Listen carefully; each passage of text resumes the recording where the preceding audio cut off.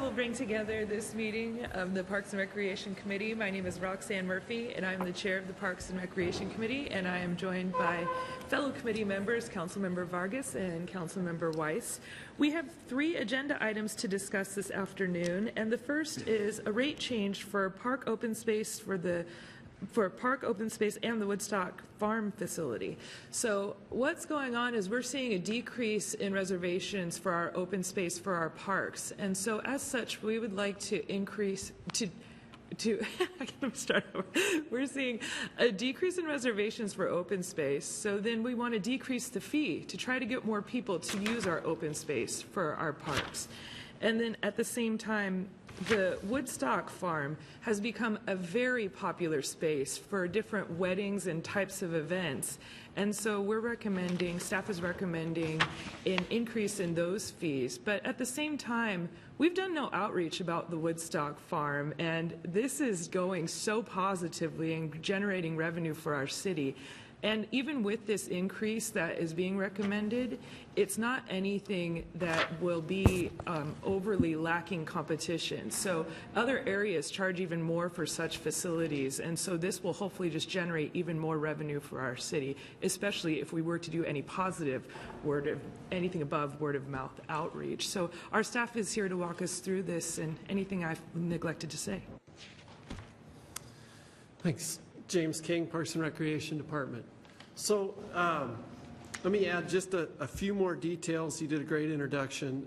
As we look at our open space, a little bit of the history. Back in 2011, we raised rates 20% across the board.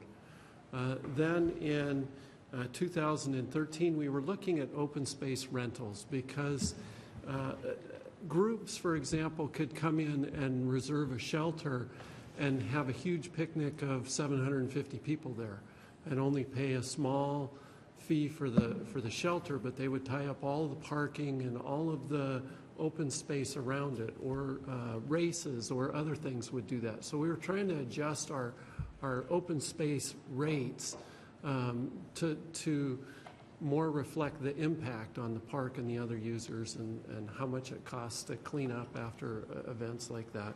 We did some research, looked around a little bit, and came up with a proposal, and we raised that. What we recognized is we've raised it a little too high. We need to move it back down. We're getting more and more groups that are saying we're willing to just take the risk, not reserve it, and see if we can just get away with using it and not have a conflict with another group.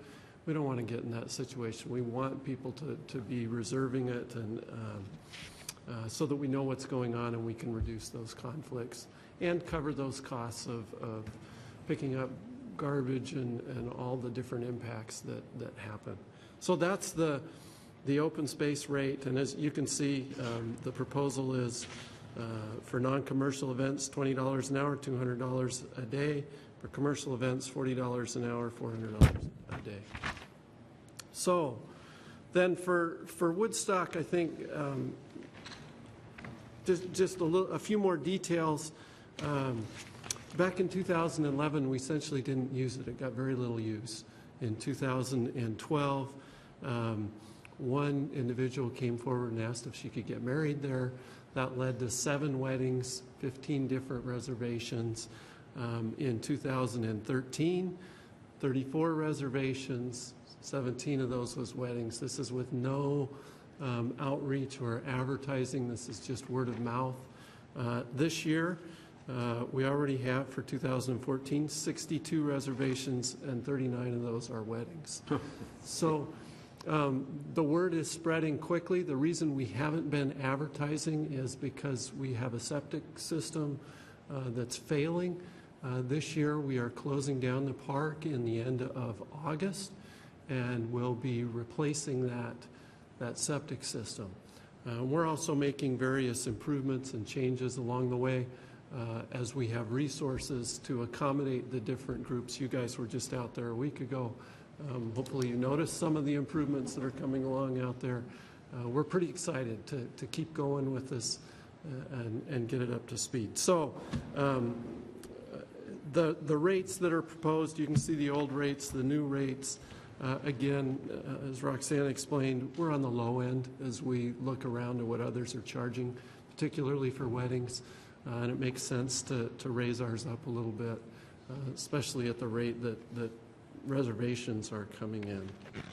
So with that, are there any questions? Thank you. I guess two questions. One, can you define what open space is in light of the park facilities? Is this anything that's not a shelter? That's right. It could be trail, for example, at Lake Padden. If somebody comes in and asks to put together a 5K where they're running around the lake, that would be considered open space, or a big open field, a big open grassy area. Some of our facilities, like we consider Fairhaven Village Green open space. Oh, really? Okay. So there's some... Boulevard Park? There is open space at Boulevard Park, yes. For the use of the amphitheater? Yep. Okay. And then the second question, looking at the Woodstock fee schedule, are there like 3 different tiers, which would be, non-commercial rates, and then commercial rates, and then a nonprofit that is actually charging for an event? That's correct, right? Dick Henry, and I'm the Recreation Manager for Parks and Recreation. There really are just 2 different rates, the nonprofit rate. Then if it's a commercial, I guess there are 3, a nonprofit rate. If there's a commercial rate, that's twice as much. But if you have a 501c3, you get a 25% discount off the commercial rate. Yeah. Yeah. So there really are 3 technically 3 rates, and that's the same not just for Woodstock, but for all of our other rentals too. Okay. I'll move to pass the resolution. Okay, we have a motion to, sorry, Councilmember Lewis. Yeah, I'm not on the committee, but I do have a question. On page 134 of the packet, the weekend, there's no weekend rate. The Friday through Sunday per hour says not applicable. This is for the 2015 rate schedule. Does that mean we won't be making it available for rental on the weekends in the future, or? It will be available for rentals on the weekend. The difference is that we're so popular on Friday, Saturday, and Sunday that what we're saying is you have to rent the place, all areas, all day on Friday, Saturday, and Sunday during the prime season. Oh, I see. It's a full day rate. So we're not giving them the option of just renting the house or just renting something else. They have to rent all day and all areas during prime season, yeah. Councilmember Knutson. Yes, Dick, you mentioned three ways they can get a reduction. Isn't there another one? I remember years ago, people used to come to us and ask for a reduced rate at Civic Field for the Cancer Walk or Civic Field for football games. Does the council still make that decision to reduce them even further? We have something called a cooperative agreement, and sometimes we go through that, and you're probably not seeing me more because the director has had the ability to make those adjustments in the last 5-6 years. So if a group comes to you, you can work out an agreement with what you feel is right for Yeah, sometimes we'll work with a group on a cooperative agreement, and what we do is we say, this is what you're going to do, this is what we're going to do, this is how you show our involvement, this is how we show your involvement. And we do that cooperative agreement, and generally on those, then we work out that they pay our costs. So the cost of staff, the cost of cleanup and that, which generally is a little bit lower than what it is. Sometimes we'll do a cooperative agreement and it'll be a free type situation, but it has to be of some kind of recreation nature, benefit the community. So there's a policy that says how we make those. But the only person that can do something different than these fees, at least in our department, is the director. Director? So yeah, and that has to be a special request by an individual. Okay, we must have changed it years ago because it used to come before us on a regular basis. It was probably, it could have been longer than 5 years ago. Time well, you goes have quickly. to remember, you and I go way back. Yeah, Your hair is gray, mine is gone, so, I mean, it's, yeah, okay. But we're both better, right? Oh, yeah. Thank you. Any further discussion? So there's a motion to recommend the rate change for park, open space, and Woodstock farm facility rentals. All those that wish to approve, please say aye. Aye. Anybody opposed? Say no. And we will recommend this. Our second item is an exchange easement with Puget Sound Energy. Well, our Parks and Recreation staff has worked hard to create an easement exchange with Puget Sound Energy. And what it will consist of is easements along the South Bay Trail that Puget Sound Energy would get, and in exchange for a trails easement that the city would receive for the Samish Crest Trail. Now, it's important to note that these Puget Sound Energy easement improvements, they won't have any impact on the South Bay Trail, and these will be power lines that would go overhead, possibly some underground work. But we feel like this is a really good improvement and an exchange that would benefit not only Puget Sound Energy, but also the city for our overall trail improvements. And James, would you like to add anything? You did a nice job of introducing that. I think that the one thing that's important to point out is the South Bay Trail was purchased with a grant that came with conditions. And the conditions were that if any of the property rights were taken away, particularly related to recreation, then they had to be replaced somewhere else. So that's what's driving this exchange. By law, in order to grant this easement for the power lines, we have to replace at equal value or greater recreation facilities with land, and that's what's going on here. Any questions? Councilmember Weiss. So this is going to definitely be an overhead transmission line? That's what we're being told, yes. Okay. Councilmember I Vargas? still don't, no, Sorry. I'm not finished here. I'm sorry. I still don't understand why we still use this technology that's many hundred or 100 years old to transmit power, and why we can't simply bury these lines. I mean, I know that this is probably a fait accompli, but I really think that this is a wrong policy for a community to constantly putting in overhead lines everywhere. So, and I hear your concern. This is everywhere across the country. It boils down to money. It's cheaper to put it in the air than it is to dig under all of the roads and utilities and things that are already in the ground. But those shareholders don't go and pay for when there's power outages, all the people that are inconvenienced and all those computers that shut down and all those businesses that shut down. They don't have to pay for all of that damage. The follow-up question on what they're granting over on Woburn. This is right next to this is about 41 to 50 unit project that James Stanford is working on. Is this in connection? Is this going to be directly abutting the trail easements or the dedications that came with that particular project? I'll get some more information on that. I can't remember exactly where those go, but I can bring that tonight if you'd like me to. So I forget which side of the creek it's on, what his easements are. Yeah, I can't remember off the top of my head either. Okay. Councilmember Vargas? I just want to note that there are two PSC employees here who could probably answer some of those detailed questions if we wanted to ask them.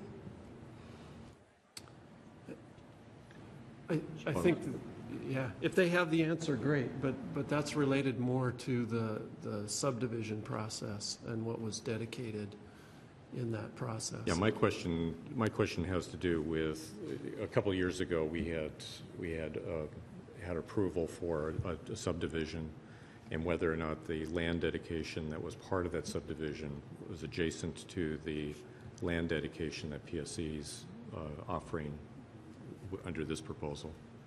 She's got her hand up.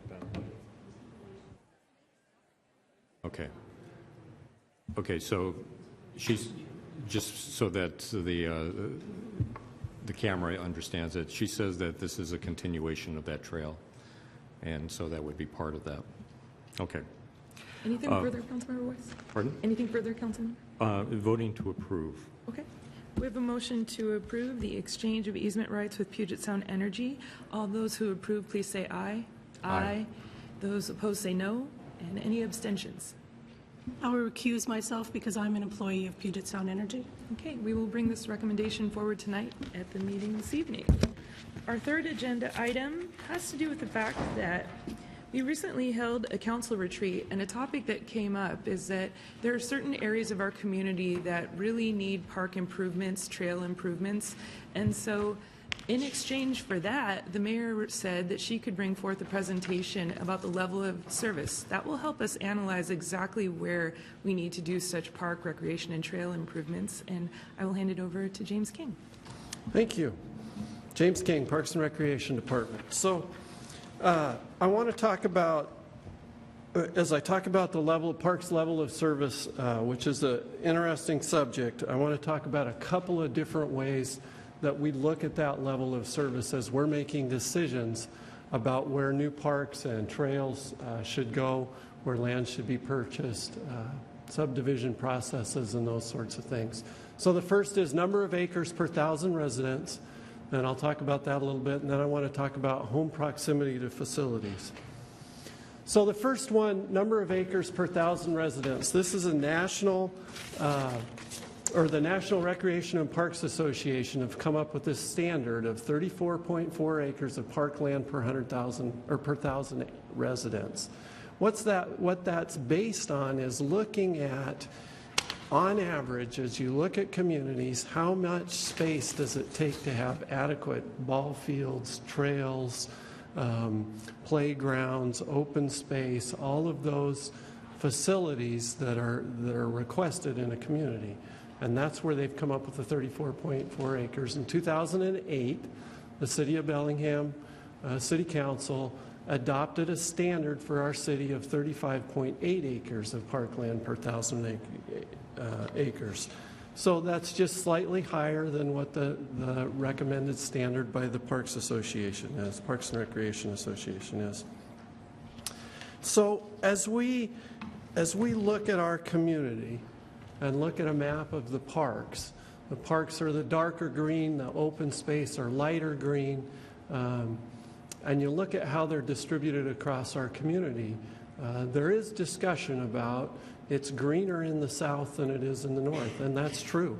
There is considerably more parkland in the southern part of the city than there is in the northern part, and there are quite a few different reasons for that. But I think it's really important to note that when using the acres per 1,000 level of service, that's not intended to be a neighborhood level of service. That's a community-wide level of service. And the reason for that is you have places like Lake Padden and Whatcom Falls and the Arboretum, which are large community parks that many people throughout the community can come to. Some can walk to it, some bike to it, some drive to it. But those skew the numbers, if you will. So it's really important to remember this level of service is geared towards the community as a whole, not neighborhood by neighborhood. And we're playing a little bit of catch-up in Bellingham. As you guys know, the southern part is the older part of the city, and it's taken a long time to develop all those parks. And as we're acquiring or building to the north, it takes a while to catch up with that. So this is just a quick graph of the existing acres in our community. This comes right out of the Pro Plan. And when we look at that level of service, acres per 1,000, we include everybody's land, including the Port of Bellingham and Whatcom County, that are within the city and the UGA. So you can see by this graph, breaks it out a little bit, but the bottom line is we have 3,713 acres. So as we plan for the future, we look towards what the projected population is. So in the Pro Plan update that we just completed in 2029, it's projected that the city and the UGA combined will have a population of 111,761 by 2029. So if you do the math, what that means is we need a little over 4,000 acres in order to meet that level of service. We currently have 3,713. So that leaves us 287 acres that we need to acquire in order to meet that level of service by 2029. This does not go into detail of where do you put it, where's the demand, where it's simply a measure, community-wide measure, and a tool to use as we go through that process.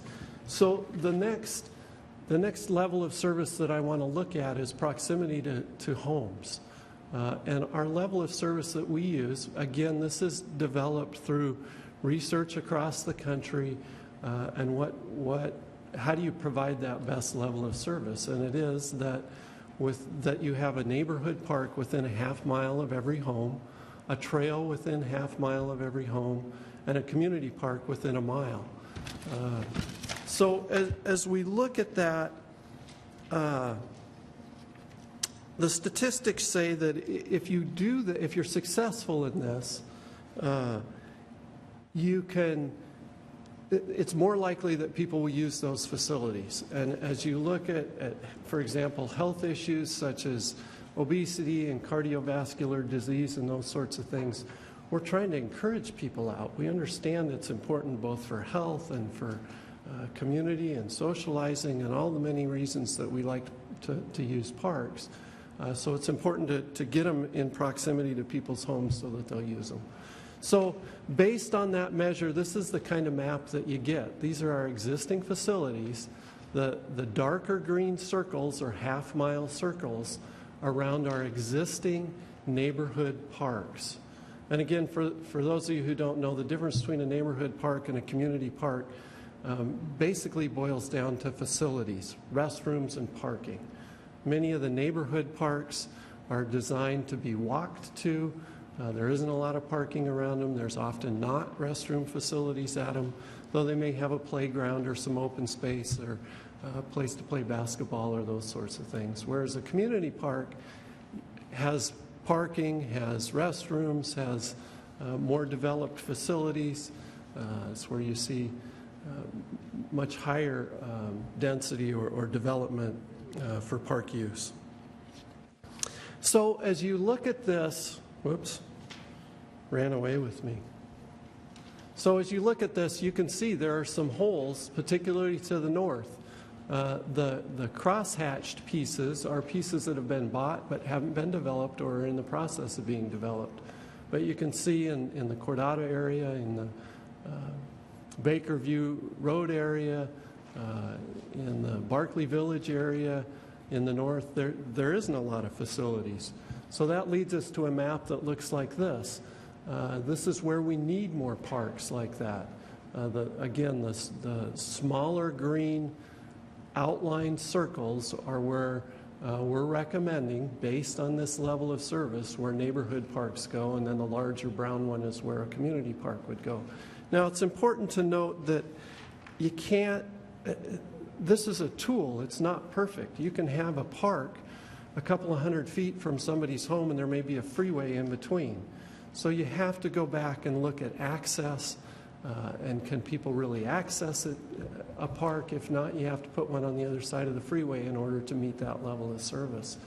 And as you know, we're also, as we acquire and parkland and build parks, we're looking for opportunities. We're not going to tear down a whole subdivision to build a park generally. So there's a lot more that goes into figuring out where these actual parks may end up.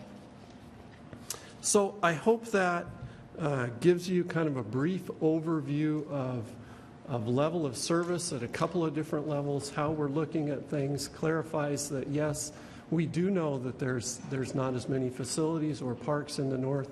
We're working very hard on that, as you know from executive session, that we have there are several properties in the north that we're negotiating on currently for possible purchase. We're also working towards development of some of the properties we do have. We're pretty excited about some of the greenway connections that we've recently acquired land and are working towards development of the trail system up there. So I hope that answers some of your questions. And this item was information only, but what questions do my fellow council members have? Councilmember Weiss. Well, actually, my understanding of this wasn't so much a discussion about the geographic disparity that we have in the community associated with parks. I mean, that's been coming up on and on, off and on for quite a while. My understanding was that this was going to be a work session to discuss what options, what alternatives there were to this came out of when we were approving the Park Recreation Open Space Pro Plan, that we saw the level of service issues. There was a extended conversation about that, but what we wanted to do was to have the Parks Committee have a work session on the level of service options that had to do with this issue, and then how that kind of connects and informs the rest of the comprehensive plan that the city has and the population projections that are going to be in the comp plan itself, and what the needs for the pro plan would then be for facilities and other services. And you know what we received, it was a good presentation, James, but what was missing, I think, is the list of other types of tools, other types of options that we would have to reflect what level of service that we could go and use outside of the, something per thousand, or, the radius type of approach that we've been using historically. And I think this was something that Michael had brought up. And I think the agreement was within the next 2 years before we would. Let's be very clear. What I was offering was a starting point, not the options, because the options will be presented as we're developing the comprehensive plan. And I think that was a misunderstanding potentially that came up at the retreat about what I was talking about. I just thought it would be, you had asked about level of service, and I believe that what James has provided is clearly a level of service that we're talking about citywide, but an area of the city where the level of service needs to go up. But the idea was this was just a presentation of information, because it is not on our work plan to do that this year. So I was just giving you more information. And but we were not coming forward with suggestions yet, because the Parks Department needs to work on that. That's not something that we just come up with quickly.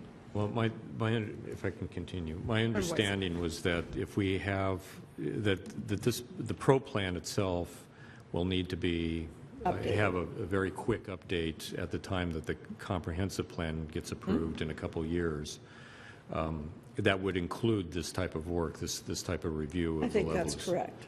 And so, I guess the concern was that to make sure that the timing of that work would dovetail in with the comp plan update. And I believe it will, but it wasn't for this meeting. It wasn't what I was intending to present. I was intending to present what James has presented to you, so we know where we're starting. Okay. Councilmember Lillquist. If no other members of your committee want to speak first. Councilmember Vargas. So there's no connection to priority, because part of this is based on land acquisition in regards to where our development is. And that's what we're going to address in the pro plan. Is that? Well, I think there are two things. One was Michael talked about level of service, and do we want to continue to use the level of service measures that we are using now? Michael, is that correct? I mean, I think we should be clear so we don't bring the wrong things forward. Yeah, I will speak when it's my turn. I'll try to answer that. And then the second thing was, as the pro plan gets revised for the comprehensive plan, addressing the various areas in the city that need more service will be part of that. So there's a level of service issue, and then there's a where do we invest issue. Councilmember Lillquist. Thank you. I think that Director King did a really good job of showing the limits and the deficiencies of the current ways that we measure level of service. They're adequate to some goals, but they're not adequate to, I think, what are the most important goals. The City Council's outlined that our main concerns have to do with accessibility, availability, and equity. And the current measurements don't grab that in a numerical fashion. And you manage what you measure, and if we're measuring the wrong thing, we're going to manage for the wrong outcome. I want to make clear this is not a criticism of the Parks Department or of our park facilities. I think they're excellent. It's also not a criticism of the goals of the Parks Department. You're well aware of the inequity. You have been targeting your efforts and all of your staff on redressing those equities. Again, it's not a criticism of the Parks program or our Parks efforts.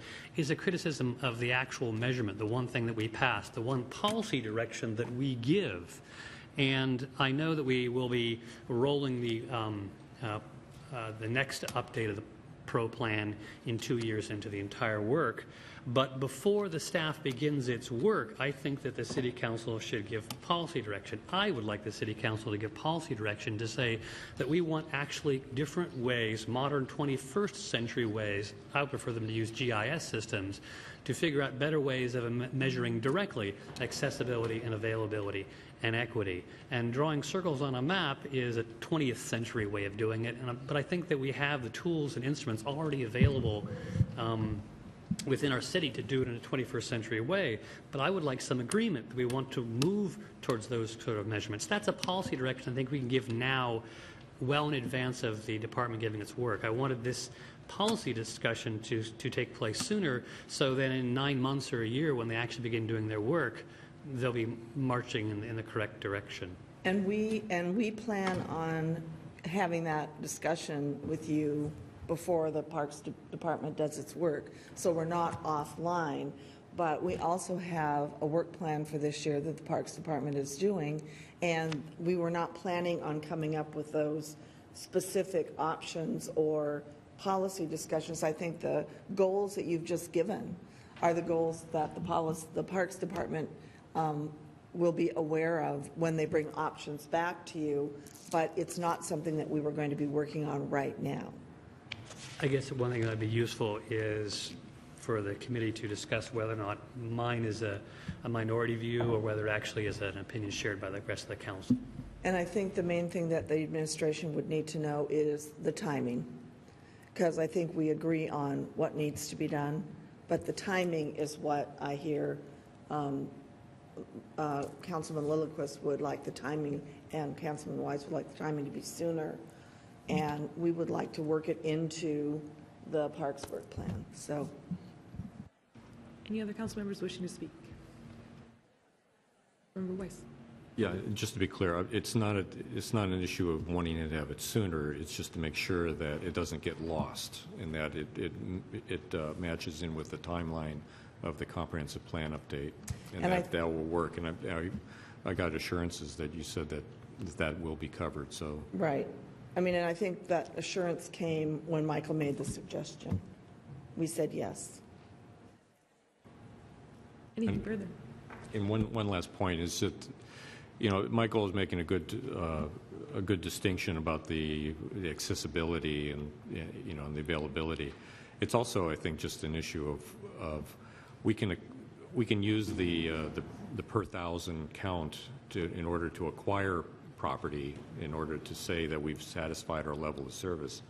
And I've brought this up a number of times. It's actually the development of those services for areas that we're talking about having a community park or a neighborhood park, that it's the actual development is when that truly triggers in.